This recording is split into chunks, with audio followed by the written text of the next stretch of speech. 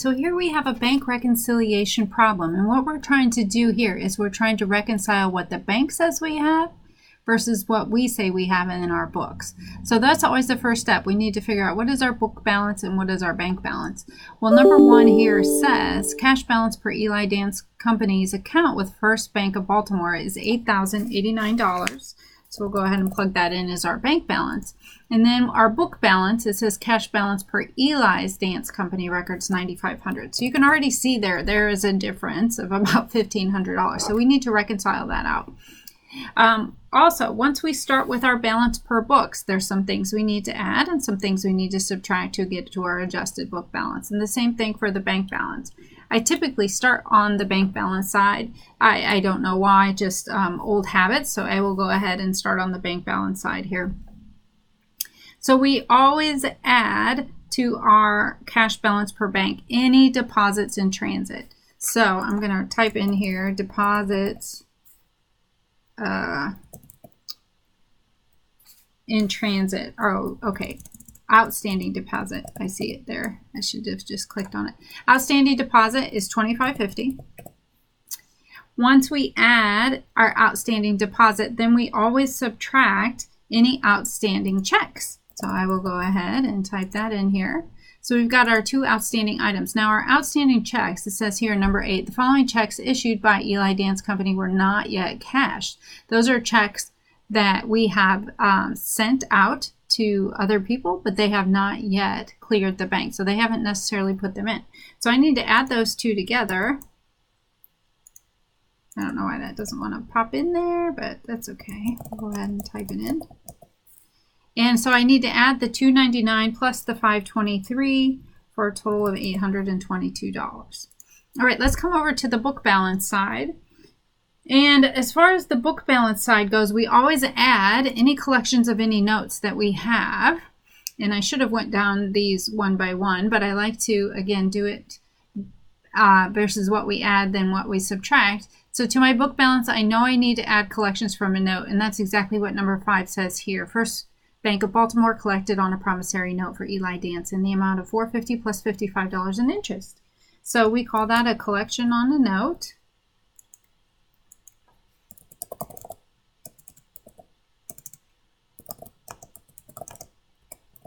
Okay. And that is going to be in the amount of $450 plus $55, which is $505. Next, we have to subtract out any service charges that we may have incurred. Just not cooperating today. Okay.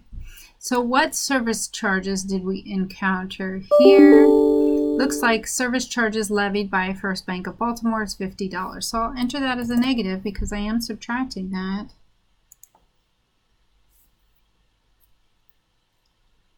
And I also need to enter the outstanding checks over there as a negative as well. Okay, so I feel like we have the basic things. Let's see, what did we miss when we went through this process? And it looks like we missed this error that said Eli's Dance Company's bookkeeper inadvertently recorded a check from a customer, Daniel Johnson, for $240. The amount of the check was $130. So with these errors, you have to analyze them specifically. So the bookkeeper, this has nothing to do with the bank. This is in our records. The bookkeeper recorded a check as $240 when it should have been $130. So they assumed the customer deposited $110 more than they actually did. So I'm going to have to back that back out. That's actually what we call a depositor error.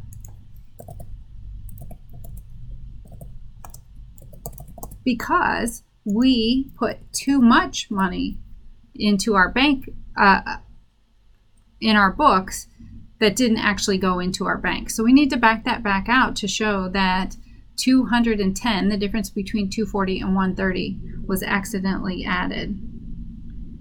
And then we have one more error here. First Bank of Baltimore incorrectly processed a check for $28 from Elise Dance Supply Company against Eli's Dance Company's account. Well, they didn't give us too much detail there, but that's a bank error, and it looks like they didn't give us credit for that deposit, so we're going to add an extra $28. So if I take the 89 add the 2550, add the 28 and subtract the 822, we get an adjusted bank balance of 9845. And if we do the same on the book side, book balance of 9500 plus 505 minus 50 minus 110, we should get an adjusted book balance of 9845. That's a good way to double check your work before you submit anything, because my adjusted book has to equal my adjusted bank balance.